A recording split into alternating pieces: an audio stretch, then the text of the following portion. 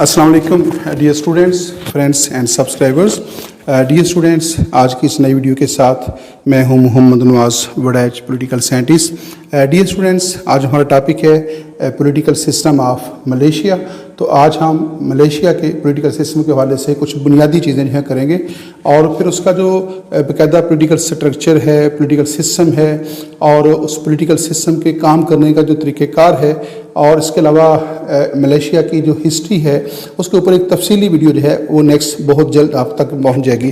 तो आइए इस वीडियो का बाकायदा तौर पे आगाज़ करते हैं। Political system of Malaysia, some basic इसमें हम MCQs कर रहे हैं और आप देख रहे हैं हमारा YouTube channel political science with Nawaz Waraich. Dear students, हमारा पहला क्वेश्चन है what is the old name of Malaysia.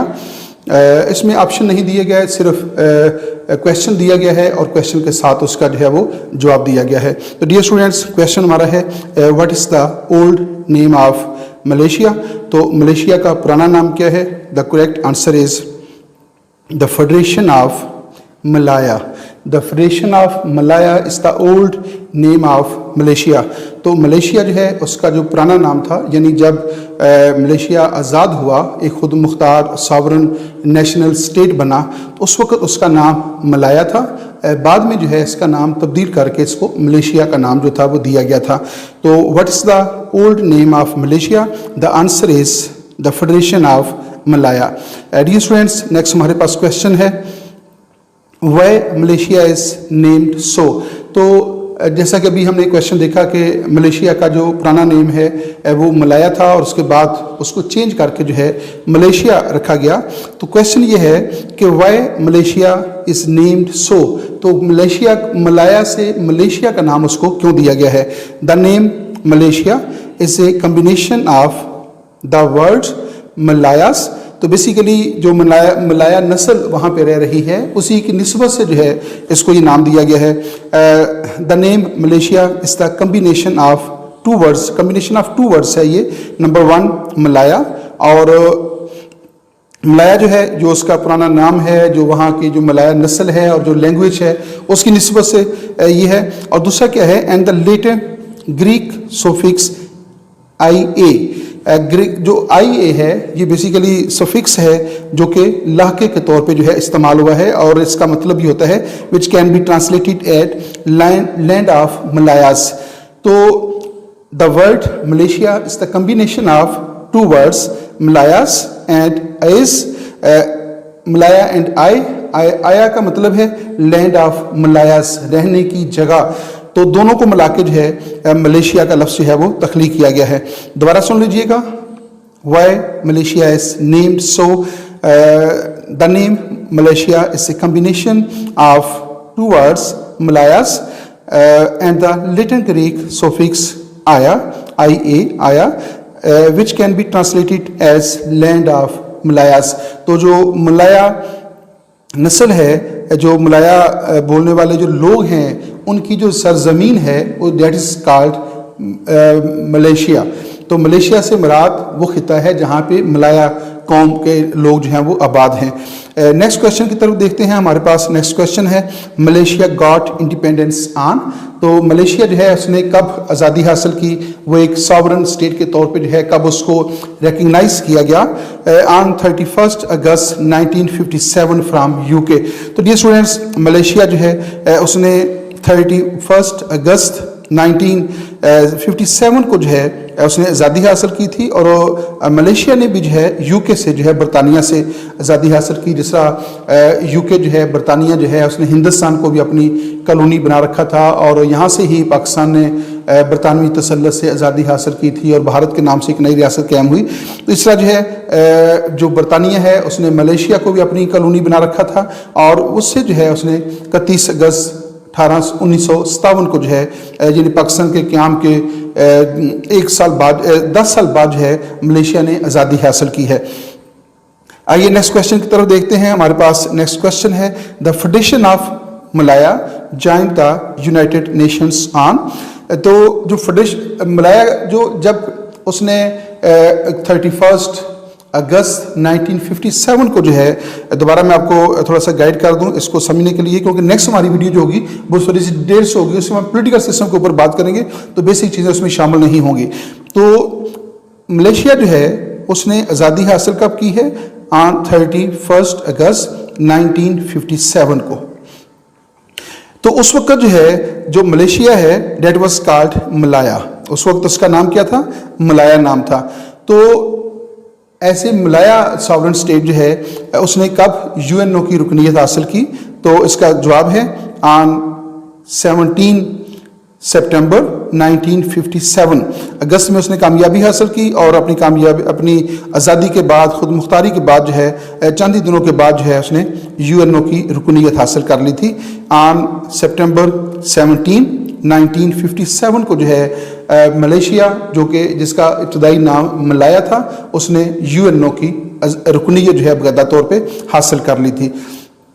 हमारे पास नेक्स्ट क्वेश्चन है, the name of Federation of Malaya was change on. अब जो मलाया नेम है, जो फेडरेशन ऑफ मलाया है, जिसने 31 अगस्त 1957 को जो है बरतानवी तसल्लुत से आज़ादी हासिल की थी, तो उसने अपना नाम कब चेंज किया, यानी मलाया से मलेशिया वो कब बना? तो इसका दुरुस्त जवाब है ऑन सितंबर 16। जी dear students, on September 16 1963 its name was change to Malaysia. पहले इसका नाम क्या था? फेडरेशन ऑफ मलाया, और on September 16 1963 the name of Federation of Malaya was change to Malaysia. तो फिर बाद में इसका नाम जो है वो मलेशिया रख दिया गया। मलेशिया मीन्स लैंड ऑफ मलायास, यहाँ पे मलाया कौम के, मलाया नस्ल के और मलाया लैंग्वेज बोलने वाले लोग रहते हैं, that is called Malaysia. Next question की तरफ चलते हैं हमारे पास डियर स्टूडेंट्स। नेक्स्ट क्वेश्चन है, Singapore part of Malaysia, is Singapore part of Malaysia? तो सिंगापुर जो है क्या मलेशिया का हिस्सा है? तो डियर स्टूडेंट्स ये बात रखिएगा कि जब मलेशिया का क़याम अमल में आया तो उस वक्त Singapore was the part of Malaysia. तो आगाज में जो है सिंगापुर मलेशिया का हिस्सा था। फिर क्या हुआ कि ऑन अगस्त 9 1965, 9 अगस्त,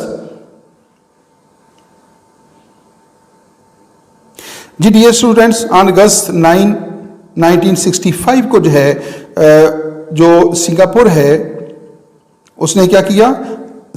मलेशिया से अलहदगी इख्तियार कर ली थी। ऑन अगस्त 9 1965 को सिंगापुर जो है उसने मलेशिया से आज़ादी हासिल कर ली और फिर सिंगापुर जो है एक इंडिपेंडेंट और सॉवरेन स्टेट का दर्जा जो है वो हासिल करने में कामयाब हो गया था। तो आगाज में सिंगापुर क्या है? वो मलेशिया का हिस्सा था, लेकिन ऑन अगस्त 965 को जो है उसने इंडोनेशिया से अलहदगी इख्तियार करके एक सॉवरन नेशनल इंडिपेंडेंट स्टेट का दर्जा जो था वो हासिल कर लिया था। अब सिंगापुर एक सॉवरन स्टेट है। नेक्स्ट क्वेश्चन की तरफ चलते हैं हमारे पास डियर स्टूडेंट्स। नेक्स्ट क्वेश्चन है, what's the language of Malaysia? तो मलेशिया की जो लैंग्वेज है वो क्या है?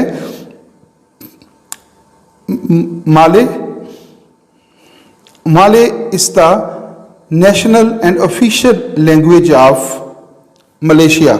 Malay is the official language of Malaysia. तो माले जो है that is the official language of Malaysia, that is national language and as well as official language जो है उसको इंडोनेशिया की कौमी ज़बान का और सरकारी ज़बान का जो है वो दर्जा हासिल है। नेक्स्ट क्वेश्चन हमारे पास है डियर स्टूडेंट्स, हमारे पास नेक्स्ट क्वेश्चन है, what is the name of the capital of Indonesia? Sorry Malaysia की हम बात कर रहे हैं। What is the name of the capital of Malaysia? The name of the capital of Malaysia is Kuala Lumpur. Kuala Lumpur is the name of the capital of Malaysia. तो Malaysia का जो capital है that is called Kuala Lumpur. Next question की तरफ चलते हैं हमारे पास नेक्स्ट क्वेश्चन है, who is sitting prime minister of Malaysia? Malaysia का जो सिटिंग प्राइम मिनिस्टर है, जो इस वक्त मलेशिया का प्राइम मिनिस्टर है, उसका नाम क्या है? Incumbent Ismail Sabri Yaakob. तो डियर स्टूडेंट्स, जो मलेशिया है उसका जो सिटिंग प्राइम मिनिस्टर है, his name is Ismail Sabri Yaakob, और वो कब जो है वो मलेशिया का प्राइम मिनिस्टर बना है ऑन अगस्त 21, 2021। एक साल उसको अभी होने वाला है। इससे पहले जो है महातीर मोहम्मद जो हैं वो मलेशिया के प्राइम मिनिस्टर थे, जो बड़े प्राइम मिनिस्टर रहे, प्रेसिडेंट भी रहे हैं, बड़े नावर वो पॉलिटिशियंस थे मलेशिया के। तो इस वक्त जो है जो मलेशिया के जो सिटिंग प्राइम मिनिस्टर हैं, his name is Ismail Sabri Yaakob, और वो काम कब से कर रहे हैं, सिंस 21 अगस्त 2021। तो वो 21 अगस्त 2021 को जो है मलेशिया के वो प्राइम मिनिस्टर बने थे। आइए नेक्स्ट क्वेश्चन की तरफ चलते हैं।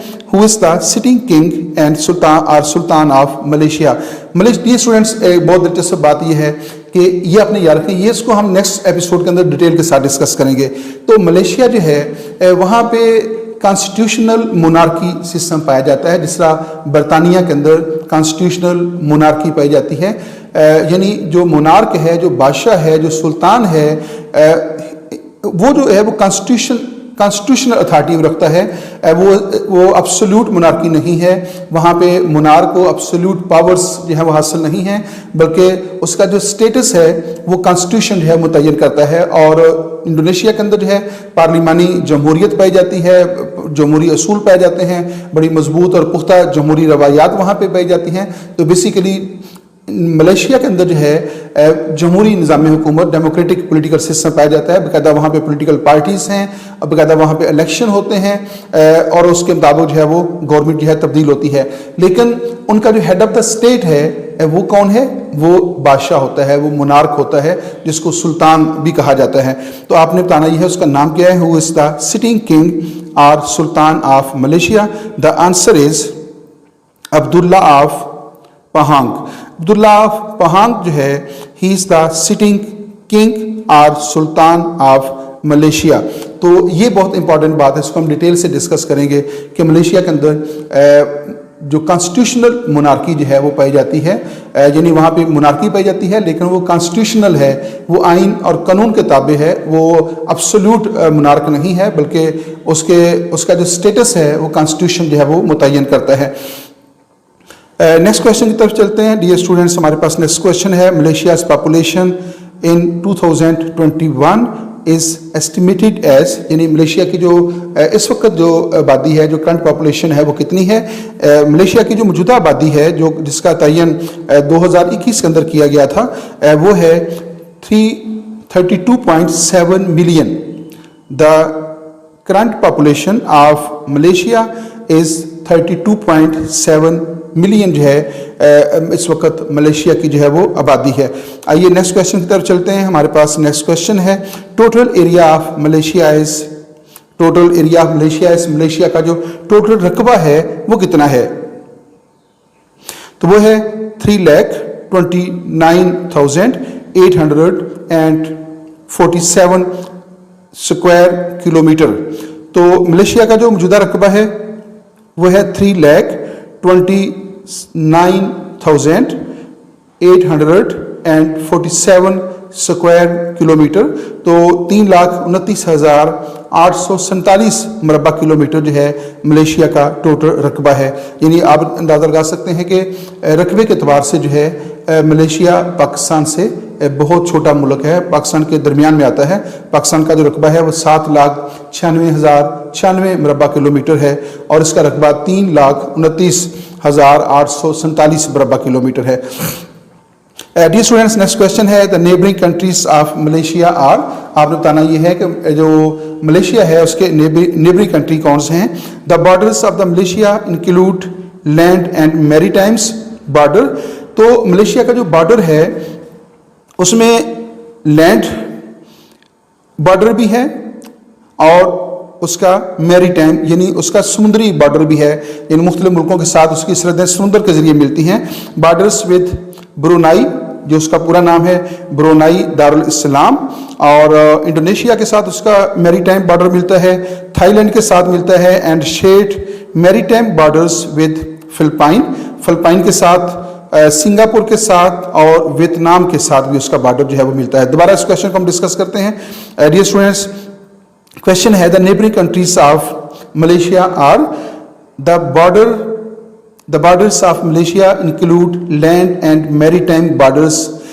मलेशिया का जो बॉर्डर है जो कि लैंड बॉर्डर भी है और उसके साथ साथ जो है वो मैरीटाइम बॉर्डर भी है, यानी समुद्री बॉर्डर भी है, with Brunei, Darussalam, Indonesia, Thailand, Philippines, Singapore and Vietnam.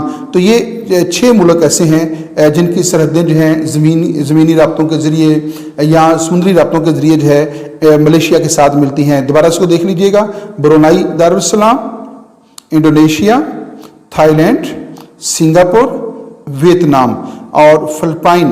तो ये 6 मुल्क हैं जिसकी सरहदें लैंड बॉर्डर्स के ज़रिए या मैरीटाइम बॉर्डर्स के ज़रिए जो है मलेशिया के साथ जो है वो मिलती हैं। नेक्स्ट क्वेश्चन हमारे पास, how many federating units are in Malaysia. तो मलेशिया डी स्टूडेंट्स, मलेशिया जो है वो अपने एडमिनिस्ट्रेटिव स्ट्रक्चर के अतबार से एक फेडरेशन है। तो मलेशिया क्या है? फेडरेशन है। तो फेडरेशन जो है वो मुख्तलिफ फेडरेटिंग यूनिट्स के ऊपर मुश्तमिल होती है, जैसा पाकिस्तान भी एक फेडरेशन है, इंडिया भी एक फेडरेशन है, कनाडा, यूएसए, स्विट्ज़रलैंड, ये सब क्या हैं? ये फेडरेशन है, वफाक हैं। और वफाक जो होते हैं वो मुख्तलिफ फेडरेटिंग यूनिट्स के ऊपर जो है मुश्तमिल होते हैं। तो क्वेश्चन ये है कि how many federating units are in Malaysia. तो मलेशिया की जो फेडरेशन है, फेडरेशन ऑफ मलेशिया, जैसा कि उसके नाम से शुरू में हमें पता चल गया था कि मलेशिया जो है डेट से फेडरेशन, वो एक वफाकी निज़ाम रखने वाला मुल्क है। तो उसके फेडरेटिंग यूनिट्स जो हैं वो कितने हैं? Dear students, the states and federating territories of Malaysia are the principal administrative divisions of Malaysia. Malaysia is a federation of 13 states.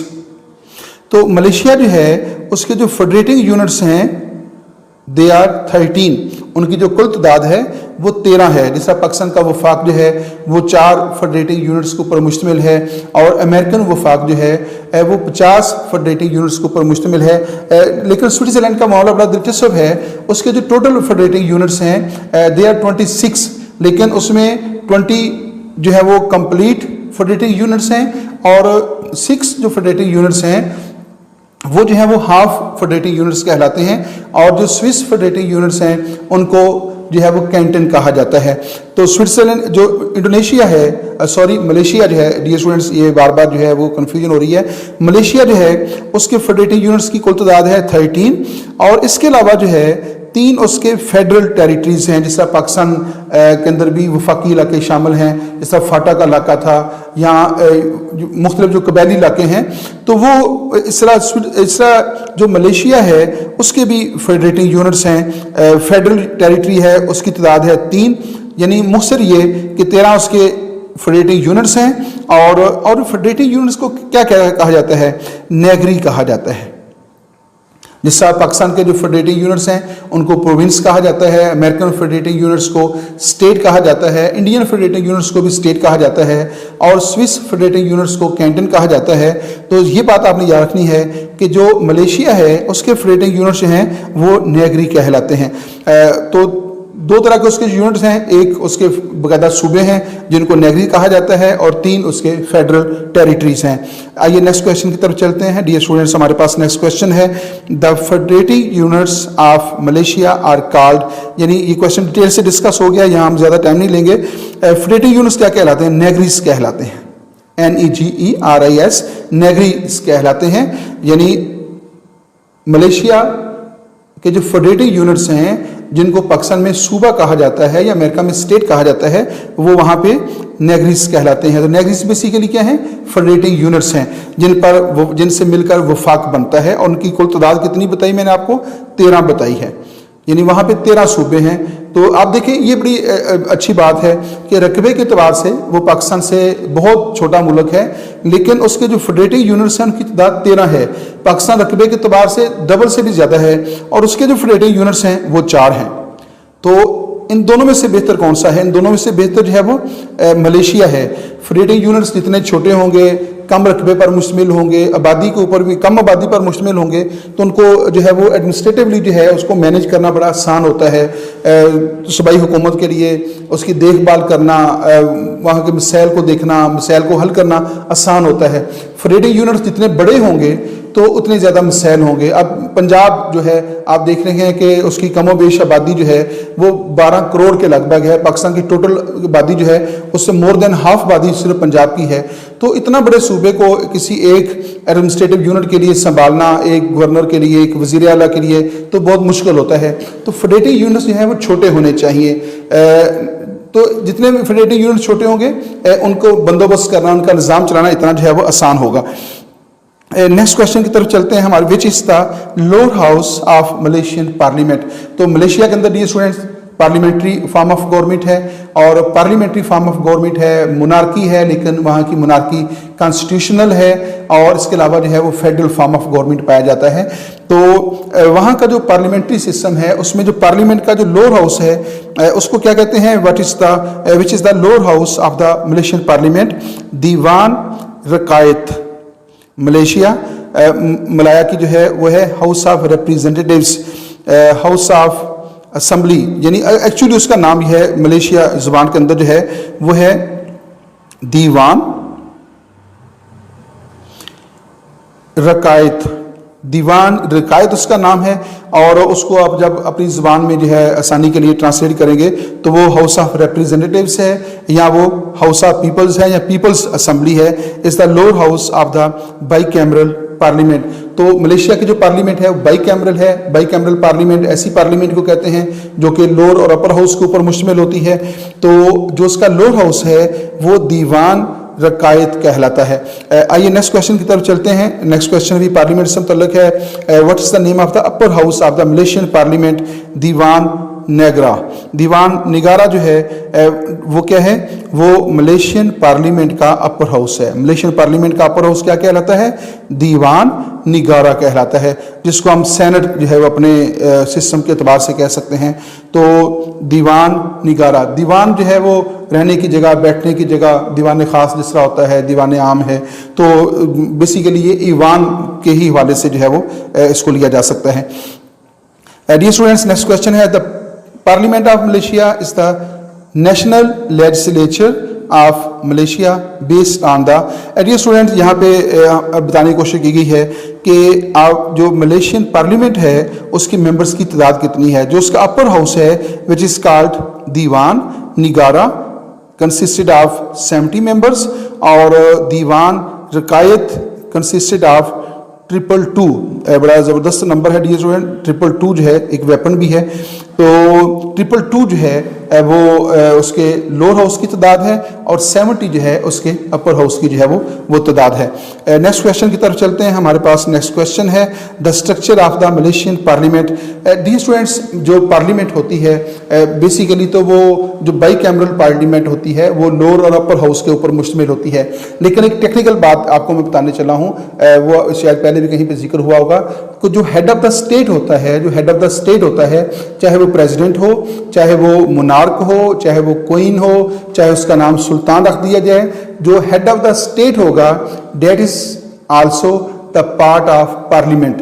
तो हेड ऑफ द स्टेट भी पार्लियामेंट का हिस्सा होता है, क्योंकि पार्लियामेंट का बेसिकली काम क्या होता है, पार्लियामेंट का काम ये होता है कि वो ये फैसला करती है कि कानून क्या होना चाहिए।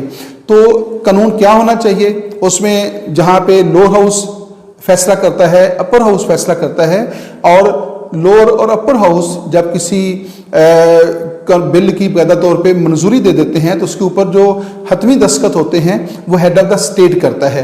तो कानून क्या होना चाहिए इस बात का फैसला लोअर हाउस, अपर हाउस और हेड ऑफ द स्टेट मिलकर करते हैं।